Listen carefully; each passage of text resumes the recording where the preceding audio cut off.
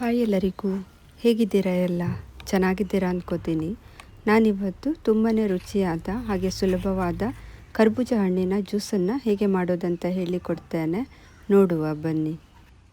ನಾನಿಲ್ಲಿ ಒಂದು ಕರ್ಬೂಜ ಹಣ್ಣನ್ನು ತಗೊಂಡಿದ್ದೇನೆ. ಇನ್ನು ಇದನ್ನು ಕಟ್ ಮಾಡಿಕೊಳ್ಳುವ.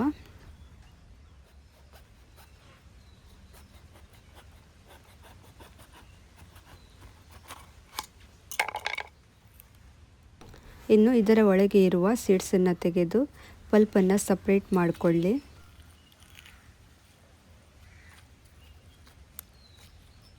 ನಾನು ಬೇರೆ ಬೇರೆ ರೀತಿಯ ಫ್ರೂಟ್ಸ್ ಜ್ಯೂಸನ್ನು ಮಾಡಿ ಅಪ್ಲೋಡ್ ಮಾಡಿದ್ದೇನೆ. ನೀವು ನೋಡಿಲ್ಲ ಅಂದರೆ ಚಾನಲ್ನಲ್ಲಿ ಚೆಕ್ ಮಾಡಿ. ನೀವು ಫಸ್ಟ್ ಟೈಮ್ ನನ್ನ ವಿಡಿಯೋನ ನೋಡ್ತಾ ಇದ್ದರೆ ಪ್ಲೀಸ್ ಕೋಸ್ಟಲ್ ಕುಕಿಂಗ್ ಚಾನಲನ್ನು ಸಬ್ಸ್ಕ್ರೈಬ್ ಮಾಡಿಕೊಳ್ಳಿ.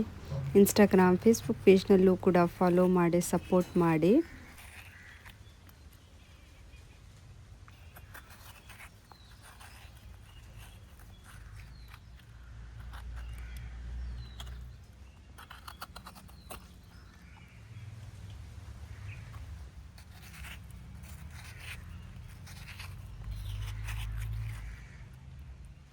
ಪಲ್ಪನ್ನು ಮಿಕ್ಸಿಗೆ ಹಾಕಿ ಗ್ರೈಂಡ್ ಮಾಡಿಕೊಳ್ಳಿ. ನೀರೆಲ್ಲ ಹಾಕಲಿಕ್ಕೆ ಇಲ್ಲ. ಗ್ರೈಂಡ್ ಮಾಡಿದ್ದನ್ನು ಒಂದು ಬೌಲ್ಗೆ ಹಾಕ್ತಾ ಇದ್ದೇನೆ. ಹಾಗೆ 1 ಸ್ಪೂನು ಸಬ್ಜಾ ಸೀಡ್ಸ್ನ ತಗೊಂಡಿದ್ದೇನೆ. ಇದಕ್ಕೆ ಸ್ವಲ್ಪ ನೀರನ್ನು ಸೇರಿಸಿ 10 ನಿಮಿಷ ನೆನೆಯಲಿಕ್ಕೆ ಇಡಿ.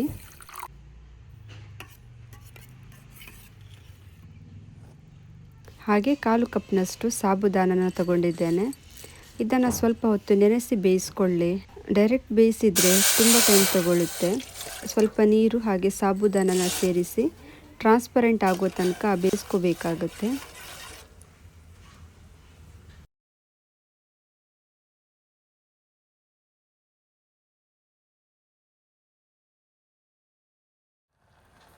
ಇದು ಆಗಿದೆ. ಸ್ಟವ್ ಆಫ್ ಮಾಡ್ತಾ ಇದ್ದೇನೆ.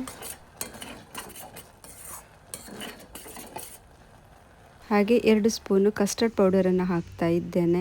ವೆನಿಲಾ ಫ್ಲೇವರ್ ಅಥವಾ ಬಟರ್ ಸ್ಕಾಚ್ ಯಾವುದನ್ನು ಕೂಡ ಹಾಕ್ಕೋಬಹುದು. ನಾನು ಬಟರ್ ಸ್ಕಾಚ್ ಫ್ಲೇವರನ್ನು ತಗೊಂಡಿದ್ದೇನೆ. ಇದಕ್ಕೆ ಸ್ವಲ್ಪ ನೀರನ್ನು ಸೇರಿಸಿ ಗಂಟು ಇರದ ರೀತಿ ಮಿಕ್ಸ್ ಮಾಡಿ ತಗೊಳ್ಳಿ. ಹಾಗೆ 1/2 ಲೀಟರ್ ಹಾಲನ್ನು ಹಾಕ್ತಾ ಇದ್ದೇನೆ.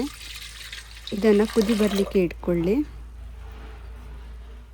ಕುದಿ ಬರ್ತಾ ಇದೆ.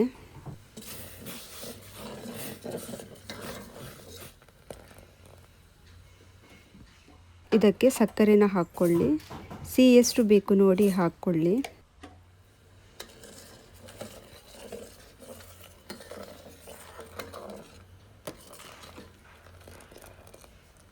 ಇನ್ನು ಕಸ್ಟರ್ಡ್ ಪೌಡರ್ ಮಿಕ್ಸರನ್ನು ಹಾಕ್ಕೊಳ್ಳುವ. ಕಸ್ಟರ್ಡ್ ಪೌಡರ್ ಇಲ್ಲ ಅಂದರೆ ಕಾರ್ನ್ಫ್ಲೋರನ್ನು ಕೂಡ ಹಾಕ್ಕೋಬೋದು.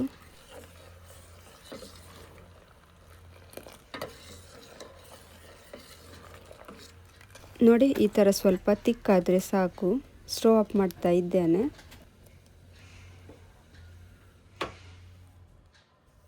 ತಣ್ಣಗಾದ ಮೇಲೆ ಗ್ರೈಂಡ್ ಮಾಡಿಕೊಂಡ ಕರ್ಬೂಜ ಜ್ಯೂಸ್ಗೆ ಹಾಕ್ಕೊಳ್ಳಿ. ಹಾಗೆ ಬೇಯಿಸಿಕೊಂಡ ಸಾಬುದಾನ, ನೆನೆಸಿಕೊಂಡ ಸಬ್ಜಾ ಸೀಡ್ಸನ್ನು ಹಾಕಿ ಒಂದು ಸಲ ಚೆನ್ನಾಗಿ ಮಿಕ್ಸ್ ಮಾಡಿಕೊಳ್ಳಿ.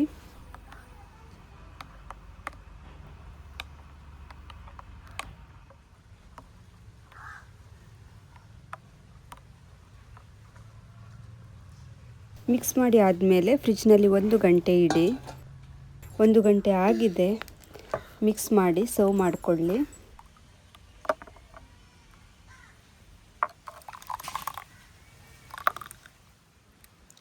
ಡೆಕೋರೇಷನ್ಗೆ ಸ್ವಲ್ಪ ಪಿಸ್ತಾನ ಹಾಕ್ತಾ ಇದ್ದೇನೆ. ಕೋಲ್ಡ್ ಕುಡಿಲಿಕ್ಕೆ ಸೂಪರ್ ಆಗುತ್ತೆ.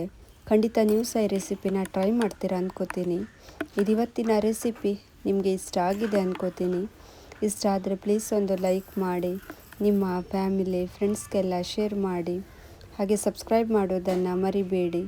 ಮತ್ತೆ ಸಿಗ್ತೀನಿ ಒಂದು ಹೊಸ ರೆಸಿಪಿಯೊಂದಿಗೆ. ಅಲ್ಲಿ ತನಕ ಬಾಯ್.